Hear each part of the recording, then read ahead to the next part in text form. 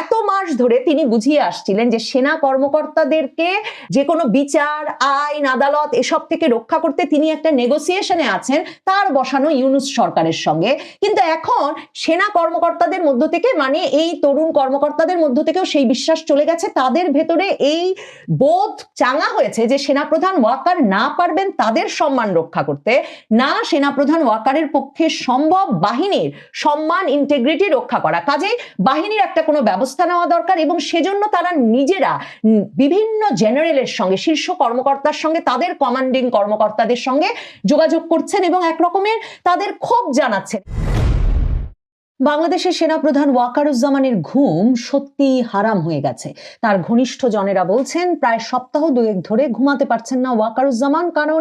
একদিকে তিনি যেমন এই আশঙ্কাটাই করছিলেন যে সত্যিই যদি আন্তর্জাতিক অপরাধ ট্রাইব্যুনাল সাবেক এবং বর্তমান সেনা কর্মকর্তাদের নামে মামলা দিয়ে দেয়, তার কি প্রতিক্রিয়া তার বাহিনীর মধ্যে হতে পারে। অন্যদিকে এই অস্থিরতা তাকে তার নিরাপত্তা নিয়ে বিশেষভাবে এই সময়টায় শঙ্কিত করে তুলেছে ভীষণভাবে। এই অবস্থায় ওয়াকারুজ্জামান নিজের অস্থিরতা যেমন সামাল দিতে পারছেন না বাহিনীর ভেতরের অস্থিরতাও, বাহিনীর ভেতরে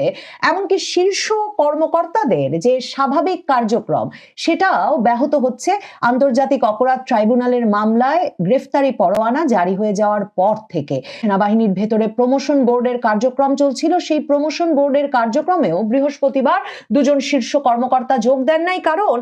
জেনারেলেরা, মানে শীর্ষ জেনারেলেরা 56 জন জেনারেলি অস্থির এবং তারা বিভিন্ন দলে দলে ভাগ হয়ে যেমন একত্রেও বৈঠক করেছেন সারা দিন বৃহস্পতিবার জুড়ে এবং ক্যান্টনমেন্টে বৈঠক চলেছে গভীর রাত পর্যন্ত, সেই খবর নানা সূত্র থেকেই পাওয়া যাচ্ছে। কিন্তু এই অসন্তোষ কি শুধুই শীর্ষ কর্মকর্তাদের মধ্যে? দেখেন, আন্তর্জাতিক অপরাধ ট্রাইব্যুনাল শেখ হাসিনার আমলের গুম, নির্যাতন, জিজ্ঞাসাবাদের নামে ধরে নিয়ে যাওয়া, মানে আয়নাঘর ঘটনাগুলোর প্রেক্ষিতে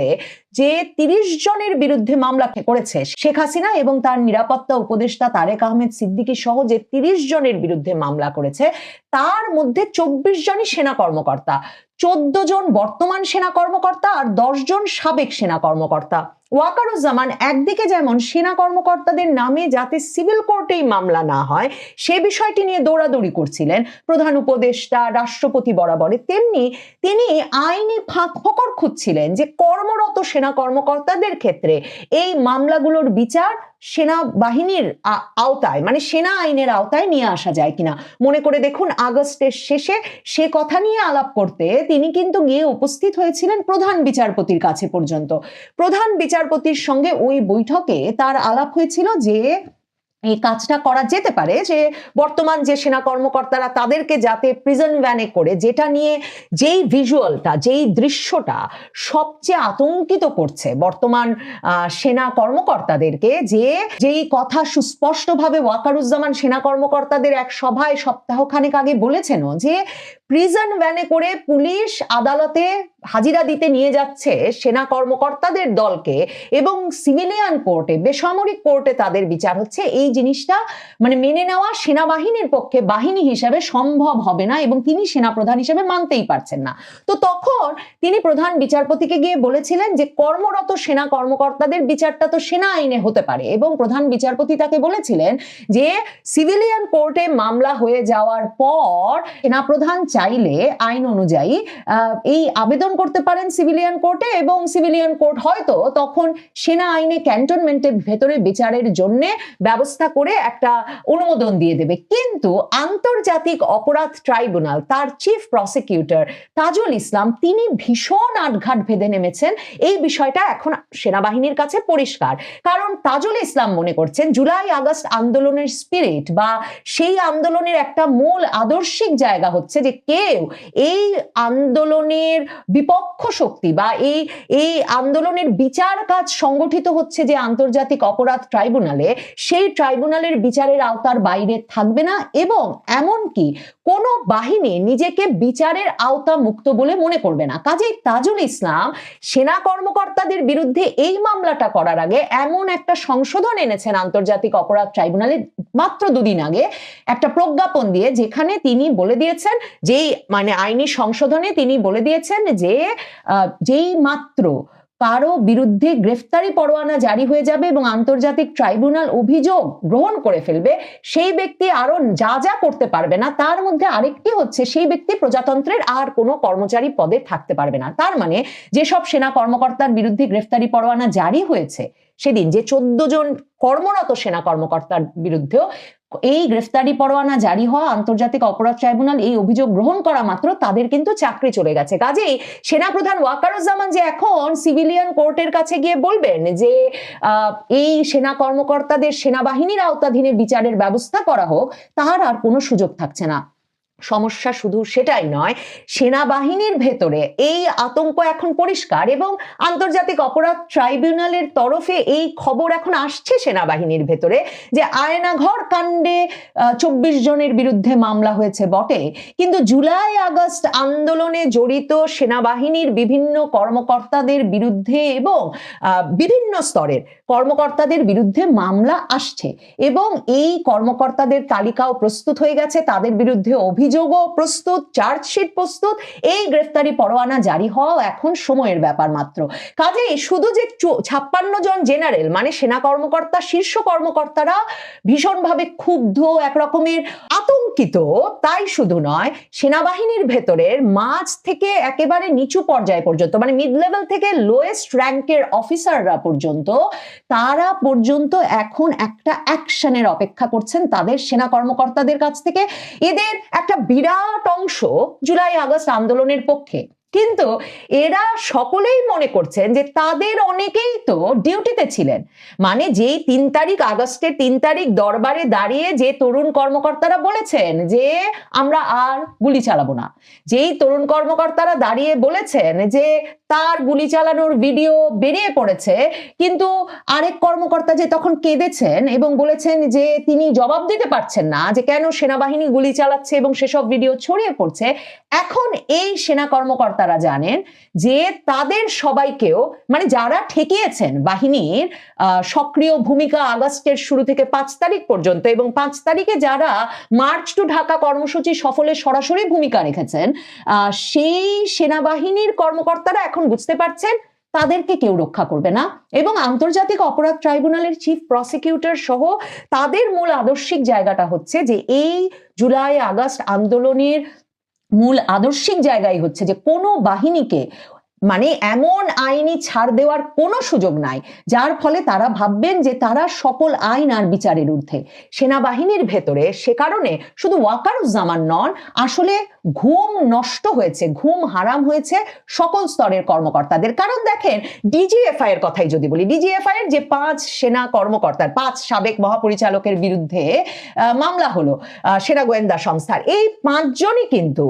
এরই মধ্যে সেফ এক্সিট পেয়েছেন, মানে তারা কেউ আর দেশে নাই। এবং তাদের মধ্যে 2 জনকে তো শামস তাবরেজ চৌধুরী এবং হামিদুল হক, এই 2 জনকে যেমন আগস্টের পরেও কিন্তু আলাদা পোস্টিংও দেওয়া হয়েছিল এবং দিয়ে ভাবা হয়েছিল যে তারা যেহেতু ভীষণভাবে জুলাই আগস্ট আন্দোলনের পক্ষে ছিলেন, এই হামিদুল হকের সাথে যেহেতু জামায়াতে ইসলামীর সরাসরি রাজনৈতিক সংযোগ ছিল, যেটা তখন বাংলাদেশের পত্রপত্রিকায় এখনো রিপোর্টেড হয়েছে যে তিনি, তার সঙ্গে এই রাজনৈতিক শক্তির সরাসরি মানে একটা সংযোগ ছিল, জুলাই আগস্ট আন্দোলনের পক্ষ শক্তি হিসেবে যে রাজনৈতিক শক্তি পরিচিত, এবং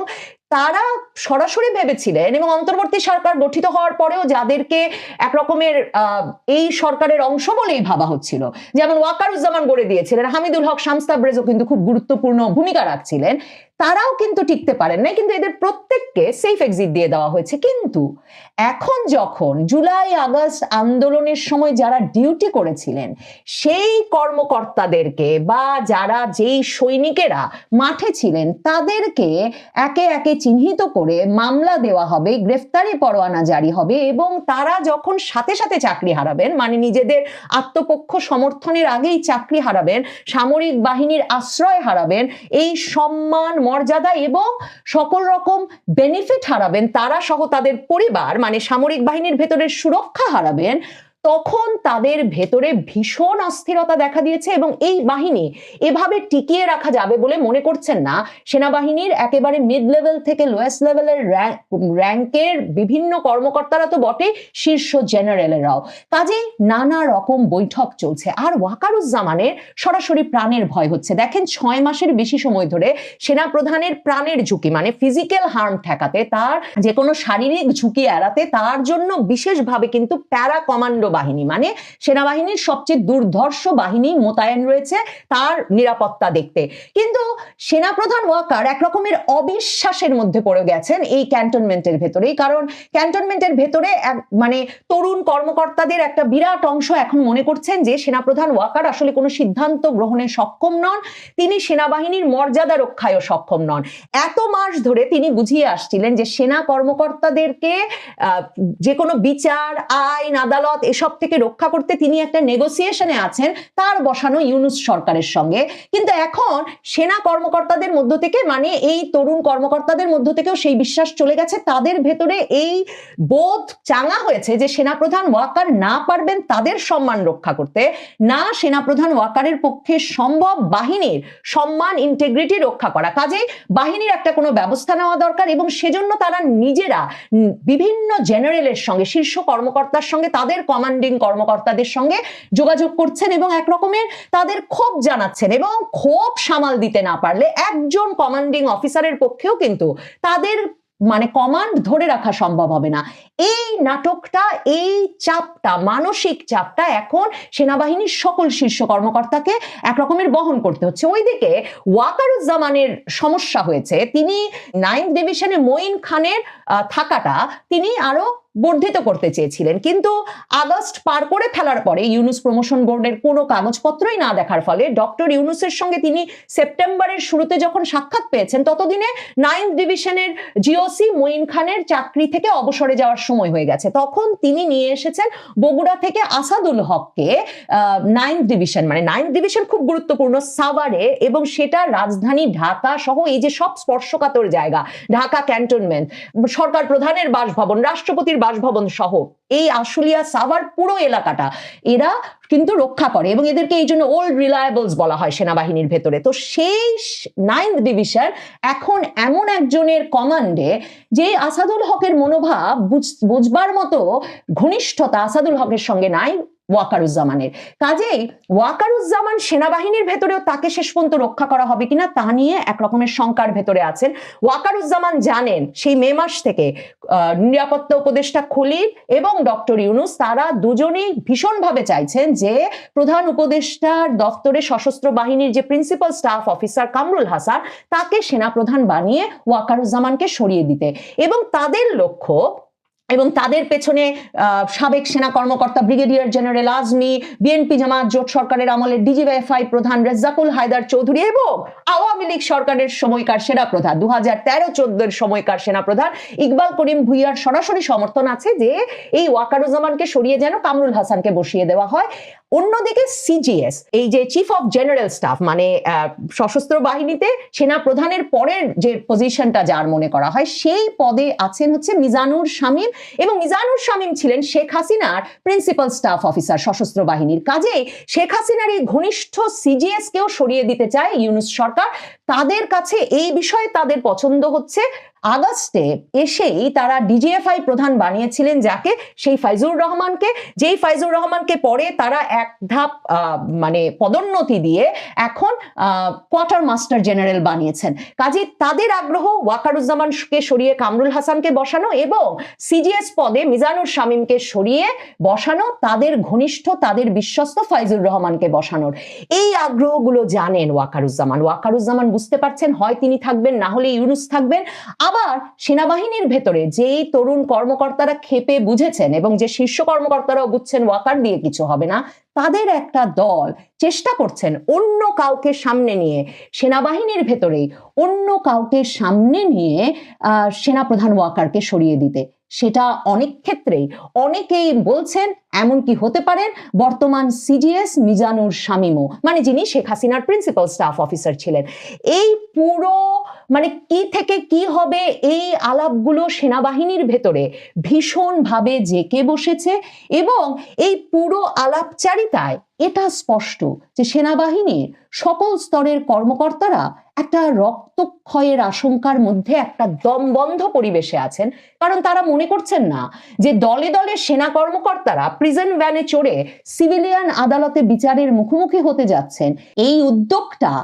কোন রকম সেনাবাহিনীর ভেতরের বাধা বা পরিবর্তন ছাড়া সত্যি সফল করে ফেলতে পারবেন আন্তর্জাতিক অপরাধ ট্রাইব্যুনালের চিফ প্রসিকিউটর তাজুল ইসলাম কিংবা ইউনূস সরকার। কাজেই রক্তক্ষয়ের আশঙ্কা ভীষণভাবে জেঁকে বসেছে সেনাবাহিনীর ভেতরে, সেটাই অস্থিরতার বড় কারণ। তবে একটা পক্ষ মনে করছেন ওয়াকারুজ্জামান সিদ্ধান্তহীনতার জন্য যেমন সমালোচিত হচ্ছেন, তাকে যদি একটা মাথা ঠান্ডা ব্যক্তি হিসেবে বর্ণনা করা যায় তাহলে হয়তো তিনি এর মধ্যে কোনো না কোনো আপোষ রফার ব্যবস্থা ঠিক বের করে আনবেন। কিন্তু সেনাবাহিনীর তরুণ কর্মকর্তারা থেকে শীর্ষ জেনারেলেরা কেউ সত্যিকার অর্থে সেনা আইনের বাইরে সিভিলিয়ান আদালতে এই এত সংখ্যক মানে 150 জনের তালিকা নাকি আন্তর্জাতিক অপরাধ ট্রাইব্যুনালে প্রস্তুত আছে। 150 জন সেনা কর্মকর্তার কর্মরত সেনা কর্মকর্তার বিচার হচ্ছে, এটা দেখতে কেউ প্রস্তুত নন।